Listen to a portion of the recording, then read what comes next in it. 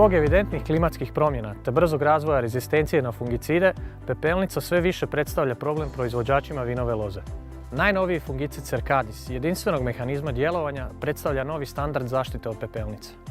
Nakon primjene, zbog svoje sistemičnosti, Cercadis brzo suzbija bolest. Jedan dio ulazi u biljku, a dio aktivne tvari se zadržava na površini. Zbog formulacije, aktivna tvar se u obliku kristala zadržava na površini i kao takva štiti duži period. Osim Cercadisa, za zaštitu od pepelnice uspješno se može primijeniti i fungicid Vivando. Specifičnim djelovanjem, plinovitom fazom, omogućava dobro raspoređivanje preparata unutar cvata i grozda. Cercadis i Vivando primjenjujte naizmjenično od cvatnje pa sve do zatvaranja grozdova.